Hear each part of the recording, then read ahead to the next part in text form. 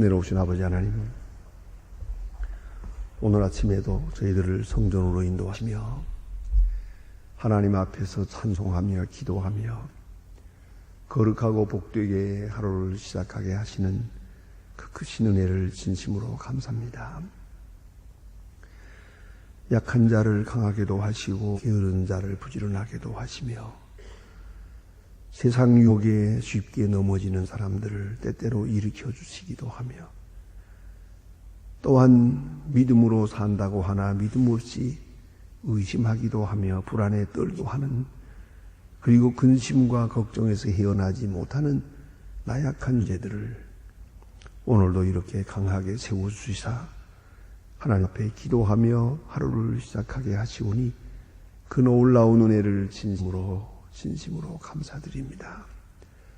주께서 부르셨사오니 주여 이 시간에 함께 계시사 주의 말씀으로 채워주시고, 주께서 세워주셨사오니 이제 강하고 담대하게 하여 주시옵소서. 주께서 우리의 앞길을 인도하사 평탄케 하시고 또 어려운 일은 우리가 능히 넘어설 수 있게 하시며, 혹 미움을 받아도 우리는 사랑하며 살게 하시고, 혹 잃어버릴 때에도 더 얻는 것을 많이 생각할 수 있게 해주시옵소서. 소극적으로 혹은 부정적으로 생각하지 않게 하시고 긍정적으로 적극적으로 생각하면서 밝은 미래를 전망하며 살게 하여 주시옵소서. 우리의 날이 얼마인지 알 수 없지만은 이 세상 다하도록 주를 섬기며 새벽 시간 꼭 기도하는 시간이 되고 전심전력 기도와 함께 알고 말씀과 함께 사는 주님의 사람들 되게 하여 주시옵소서. 하나님 아버지, 오늘도 한 번 겸손한 시간이 되게 하소서. 그리하여 모든 생각을 바로잡을 수 있고 하나님 앞에 감사하면서 살아가게 하여 주시옵소서. 오늘도 하나님의 말씀이 바르게 전해지게 하시고 이 지구촌 땅끝까지 전해지게 하옵소서. 이 지구 어디든지 하나님의 말씀 들은 바 없어 구원받지 못하는 일이 없게 하시고, 우리가 말씀을 전하지 아니하여 구원의 역사가 이루어지지 아니하는 일이 없게 하시고, 우리가 게을러서 하나님의 일을 깊이 함으로써 하나님의 뜻이 이루어지지 못하는 그러한 일이 절대로 있어지지 않게 하옵소서. 자비하신 주여, 교회된 본분을 다하게 하시고 교회를 섬길 때마다 감사와 감격으로 주를 사랑하는 마음으로 진실되게 섬기게 하여 주시옵소서. 특별히 기도하옵는 것은 주께 삼게 하시고 큰 능력을 더해 주소서. 이 나라가 복받게 하옵소서. 그간의 월드컵 행사로 인하여 온 민족이 이렇게 크게 하나 되기도 했고 격분하기도 했고 또한 들떠 그런 감격 시간들을 보냈습니다. 이제만 없는 것은 차분하게 이 모든 일을 주의 은혜 가운데서 감사한 마음으로 겸손히 받아들일 수 있게 하시고, 이제는 우리에게 맺어진 조임을 잘 감당하면서 한 민족 되고 한 나라의 백성 된 그 도리를 다할 수 있게 하시며, 민족의 동질성을 항상 마음에 두고 서로 사랑하며 서로 돕고 서로 신뢰하는 백성이 되게 하여 주시옵소서. 그리고 보다 더 큰 미래를 위하여 온 정력을 함께하는 그런 이 민족 장래가 되게 하여 주시옵시고, 이번에 앞에서 뒤에서 수고한 많은 일꾼들, 또 그리고 특별히 주의 그 귀한 아들 하나님이여 상처를 치유해 주시고 마음을 위로해 주시며 모든 계기를 통해서 성숙한 주의 사람들로 나타나게 하시고 그게 위로하여 주시옵소서.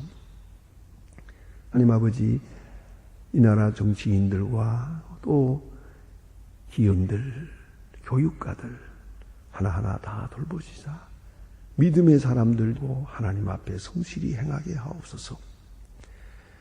원하옵는 것은 저 북녘 땅에도 소속히 자유를 주셔서 함께 기뻐하며 함께 노래할 수 있는 은혜의 날을 주시고 초리장막을 속히 거두어 주시고 그곳에도 자유함이 있게 하옵소서. 우리에게 맡기신 소임을 잘 감당할 수 있도록 도와주서 이제 평양에 과학기술대학을 세우고 장찬 그곳에 교회를 세우고 신학교를 세우는 그런 큰 역사가 있어지 하옵소서. 멀지 않은 장래에 주께서 놀라운 역사를 이루시옵소서. 이 모든 일을 능히 감당할 수 있게 우리에게 뜨거운 열정을 주시옵소서. 오늘도 해외에 있든지 여행에 있든지 군문에 나가 있는 젊은이들, 공부하는 자녀들, 특별히 병원에 입원해 있는 분들, 요양하는 주님의 자녀들, 오직 주님의 위로와 손길만을 기다리고 있사오니 주께서 큰 은총을 도하시옵소서. 주여 이 날이 복되게 하시고 주와 함께하며 주에 동행하며 좋은 소식을 듣고 아름다운 일들을 경영하는 날이게 하옵소서. 주 예수 그리스도의 이름으로 기도드립니다. 아멘. 하나님의 말씀 계속해서 볼 것입니다. 누가복음 2장입니다. 누가복음 2장.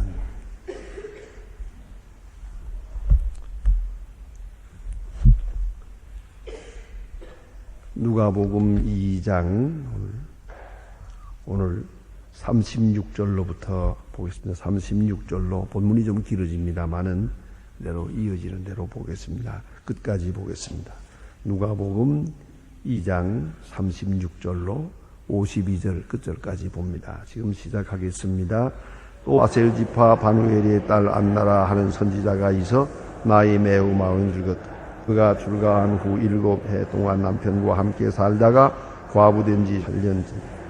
이제만 하고 주에 금식하며 기도하고 섬기더니 마침 이때에 나와서 하나님께 감사하고 예루살렘 구속함을 바라는 모든 사람에게 이 아기에 대하여 말하니라. 주의 율법을 쫓아 모든 일을 피하고 갈릴리로 돌아가 본 동네에 나사렛에 이르니라. 아기가 자라며 강건하여지고 지혜와 총리 하나님의 은혜가 그 위에 있더라. 모든 부모와 유월절을 당함 예루살렘으로 가더니 예수께서 12살 때에 진례를 쫓아 올라갔다가 다음 마치고 돌아갈 때에 아이는 매우 그 부모는 그들을 알지 못하고 이 동행 중에 있는 줄로 생각하고 하루 길을 간 후에 친족과 아이들 중에서 찾되 만나지 못하고 찾으면서 예루살렘으로 올라가 사흘 후에 성전에서 만난 그가 생전에 앉아서 저희에게 듣기도 하시고 기도하시니 듣는 자가 다 그 지혜와 대답을 기이 여기 그 부모가 복놀라며 그 모친은 가라. 아이야 어찌하여 우리에게 이렇게 하였니? 보라 내 아버지와 내가 근심하여 너를 찾았노라. 예수께서 가라사 어찌하여 나를 찾았나이까? 내가 내 아버지 집에 있어야 할 줄을 알지 못하였나이까 하니 양친이 하신 말씀을 깨닫지 못하더라. 예수께서 한 가지로 내려가 나사렛에 이르 순종하여 하듯이 그 모친은 그 모든 말을 마음에 두니라. 예수는 그 지혜와 키가 자라가며 하나님과 사람에게 더 사랑스러워지더라. 아멘. 어제 아침에 우리는 시므온에 대한 이야기를 보았습니다. 같은 맥락에서 우리는 오늘 본문에 안나라고 하는 선지자에 대한 말씀을 보게 됩니다. 그는 전혀 기도하는 일로 하나님 앞에서 봉사하는 일로 80여 년 동안을 살았다 하는 것입니다. 한 번 결혼했다가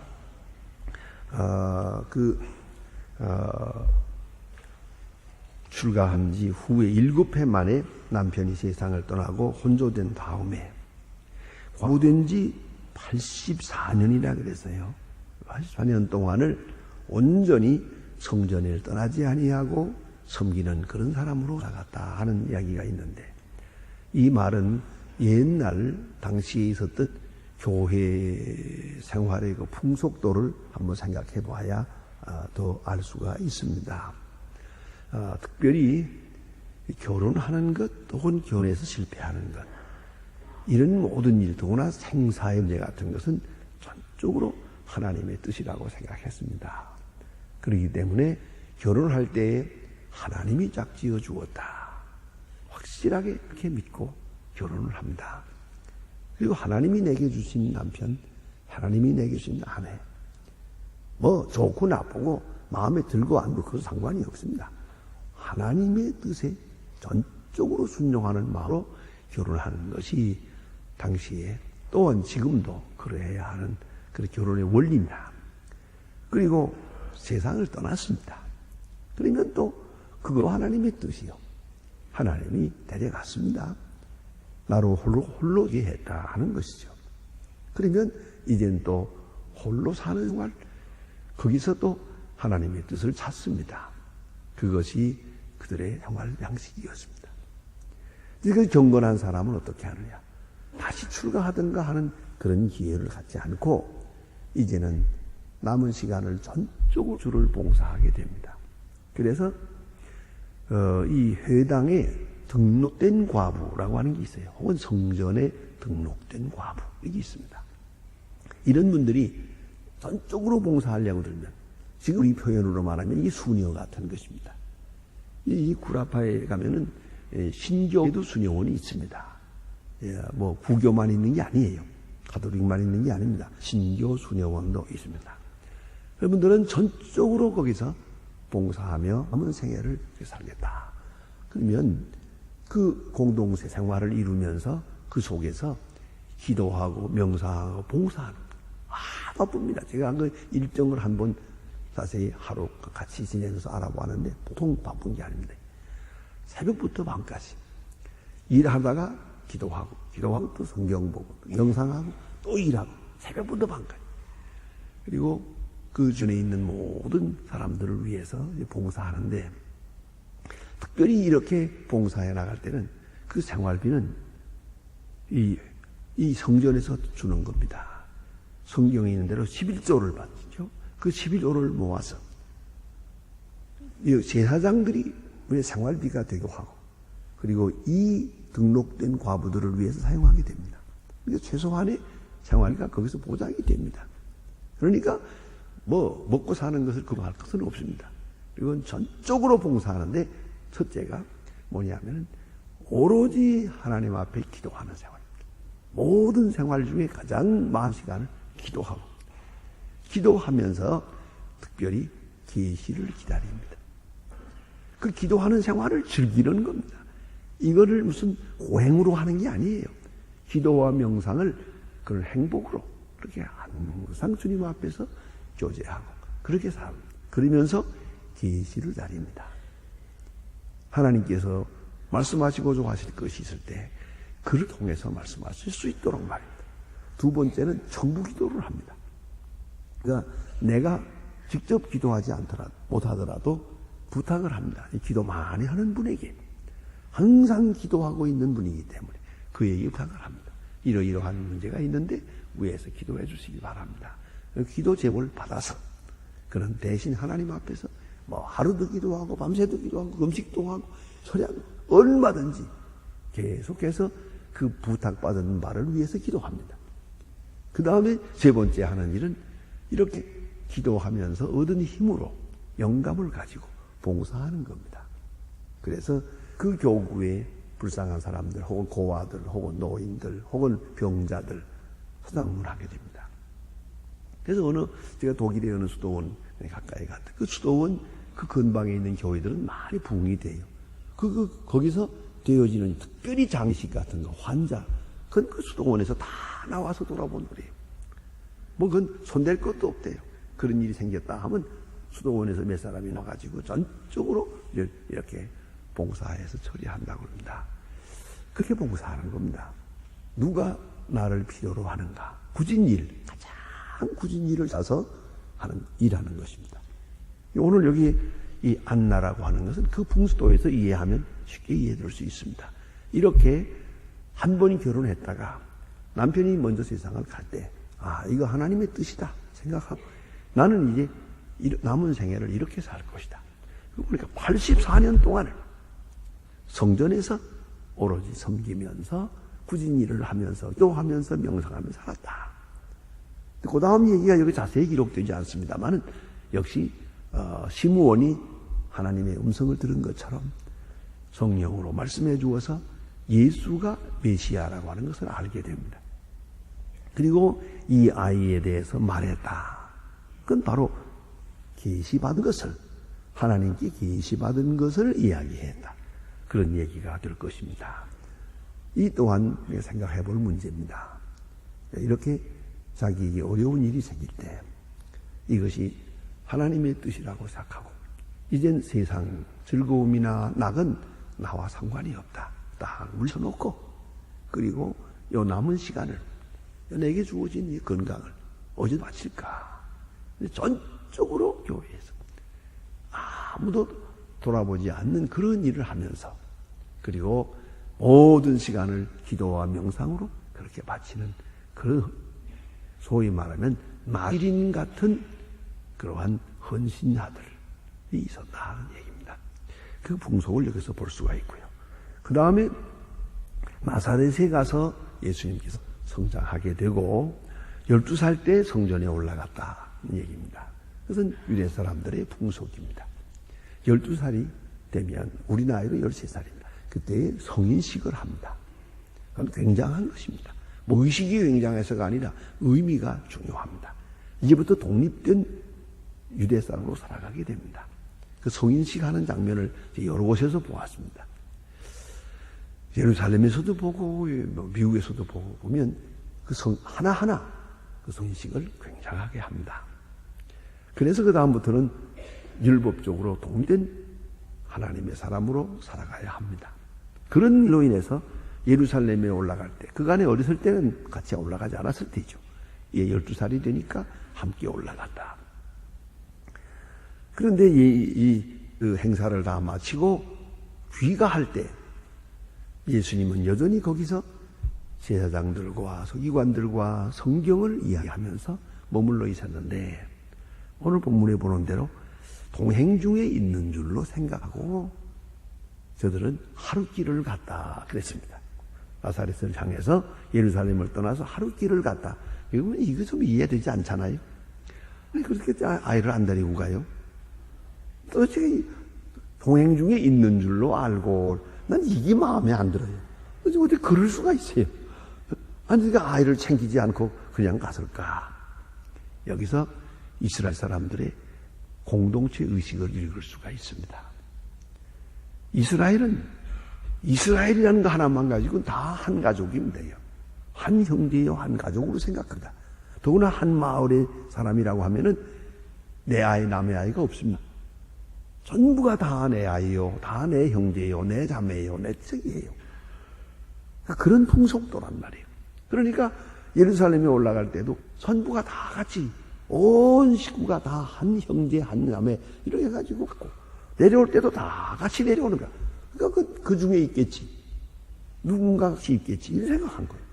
아무래도 그래도 좀 마음에 안 들어요. 장관. 어쨌든 일행 중 있는 줄로 생각하고 조금 등한해서는 사실입니다. 그런데 하룻길을 간 다음에 찾아보니 없다 이 말이에요. 유숙하면서. 그러니까 이제 잘 때는 챙긴 거죠. 잘 때는 챙긴 건데 없어요. 그럼 어떻게 됐나.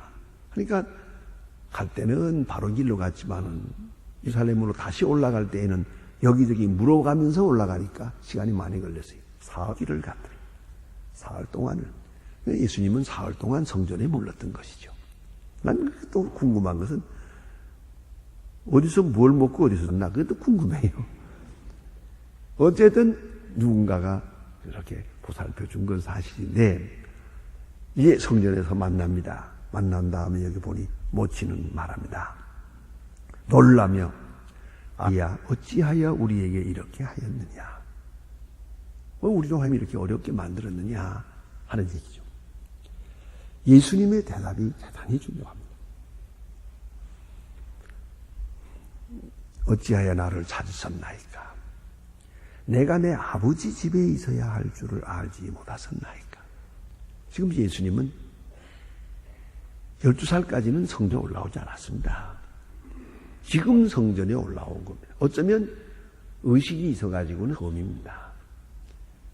예루살렘 성전에 올라와서 제사장을 만나고 서기관들을 만나고 많은 사람들을 만나고 그 성전 안에서 되어지는 일을 보면서 그는 성전을 이렇게 사랑스럽게 느꼈습니다. 내 아버지 집 그럽니다.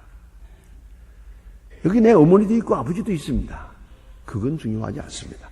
내 아버지 집입니다. 여기서 마리아는 예수를 이미 훌륭하게 키웠다고 생각합니다. 늘 성조하는 사모하는 마음을 가르쳤어요. 성전이 무엇이라는 것을 가르쳤어요. 성전에 대한 충분한 이해가 있었어요.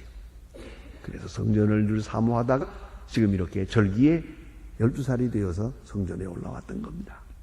예수님은 행복했습니다. 너무너무 행복했습니다. 만족했습니다. 그리고 성전을 있는 것을 그는 즐겼습니다. 성전을 떠날 생각을 하지 않았습니다. 내 아버지 집이 얼마나 중요합니까? 내 영적으로 생각할 때 내 아버지 집입니다. 그 아버지 집에 있는 가장 큰 만족감, 그 충만한 만족을 성전에서 느꼈단 말입니다. 그런 생각을 합니다. 여러분, 우리가 이 자녀들을 키울 때 아버지 집을 강하게 의식하도록 키워야 됩니다. 교회 중심적으로 말입니다. 교회를 사랑하고 교회에 가서 지내는 것이 제일 행복하고, 그리고 이런 일이 있어도 교회 나가고 저런 일이 있어도 교회 나가고, 기쁜 일이 있어도 교회 나가고 슬픈 일이 있어도 교회 나가는 그러한 교회 중심적인 그러한 의식으로 양육해야 된다고 그렇게 생각을 합니다. 그래서 아버지 집이라고 말합니다. 하나님 아버지 말하는 거죠. 육신의 아버지는 옆에 있어요. 법적인 아버지는 옆에 있는데 그게 아니고 하나님 아버지. 내 아버지 집입니다. 그랬잖아요. 결국은 예수 십자가에 돌아가시기 전에도 말씀하지 않았습니까? 내가 아버지에게서 내게 주시는 잔을 마시지 않겠느냐. 아버지. 하나님을 아버지로 하는 그 아버지와 아들 그 강한 영적 윤회관계를 그는 여기서부터 다시 확인하고 있는 것입니다. 또 그렇게 양육되어 온 것입니다. 이 성전 중심한 그런 생활, 성전을 중심에 모든 문제를 생각하는 의식구조, 성전을 가장 행복한 장소로 생각하는 그런 감성, 이 종교 감성이 바로 예수님에게 여기서부터 시작이 됩니다. 그리고 묻기도 하고 대답하기도 하고, 이것이 그렇게 시간이 가는 줄을 모를 만큼 즐거웠던 것 같습니다. 여러분, 우리가 우리 자녀들을 양육할 때 어떻게 생각하십니까? 이거 한번 일주일에 한 번 왔다 가는 걸로 생각해서는 안 됩니다. 이 교회가 가장 즐거운 곳이요, 가장 만족하는 것이요, 그 부모님들 자신들이 그걸 보여줘야죠. 사실 그렇죠. 우리가 지금 여러분 새벽에 나오시는 분들은 낮에 나오고 저녁에 나오고 새벽 나오고, 아마 어렸을 때 잘 이해 못할 때는 우리 아버지는 어떻게, 우리 어머니는 한 그렇게 교회에 한번 가사나 그랬을 거예요. 그러나 어느 시간부터는 그 이유를 알게 되고, 그것이 사람답게 사는 길이구나, 가장 행복한 생활이구나 하는 것을 알게 될 것입니다. 내 아버지 집.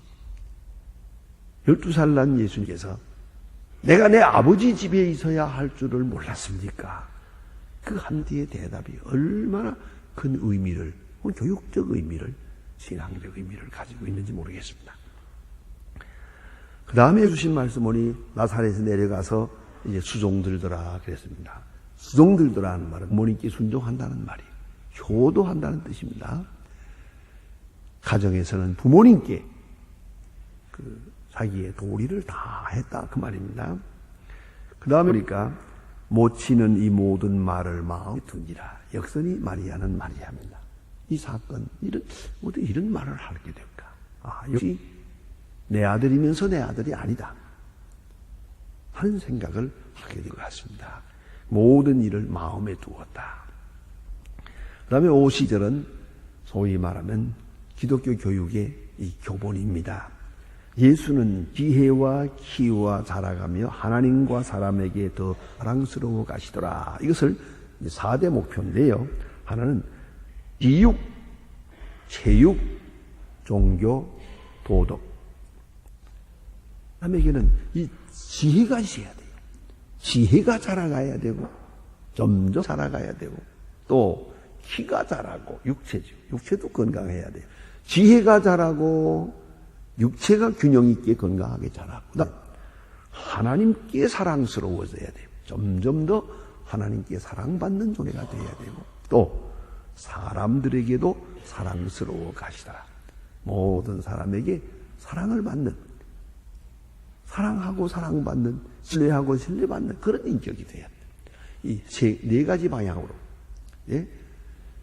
지육, 체육, 종교, 도덕, 윤리 이렇게 네 가지 방향으로 균형 있게 성장해 가야 하는 것이옵시다. 기도하십시다.